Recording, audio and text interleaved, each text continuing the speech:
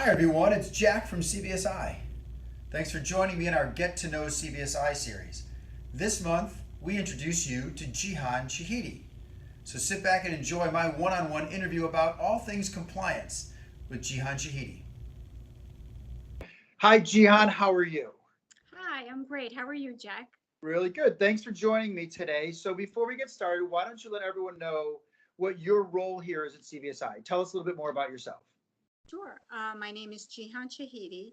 I'm currently managing security and compliance of our card benefit programs as well as all of our administrators.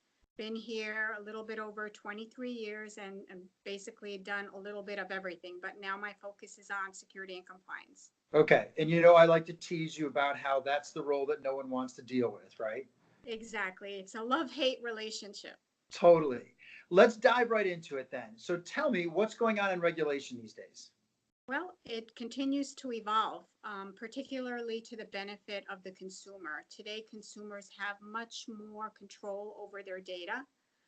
They have a right to know what their data is being used for, where it's going, and even have a right to be forgotten, which means having the ability to have their data deleted from company systems of record. So Wow. that makes it very difficult from a company perspective, as now they have to manage records on an individual basis. Wow. Much more complex these days. No way. It's got to be crazy. Yep. And, the other thing, of course, that's always on the radar is data security along the same lines. Okay. Uh, that is high up on the radar.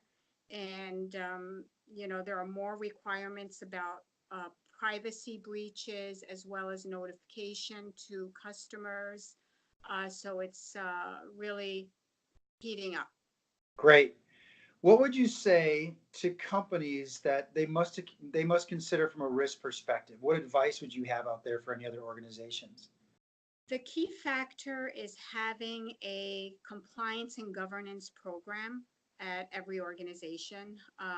They need to evaluate their risks, which can be reputational, financial, legal, operational. Okay. Then they need to, consider both external and internal risks. For example, things like fraud, which seems to be, very high up on the radar as well. Fraud is not something that needs to be addressed or considered from only an external perspective, but needs to be considered from an internal perspective as well, regardless of the size of the organization. And so when you say internal, literally could be someone trade secrets, stealing things, stuff like that. That's exactly right.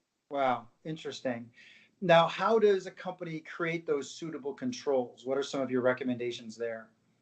Well, the first step is really to conduct a risk assessment to try to figure out what your risks are.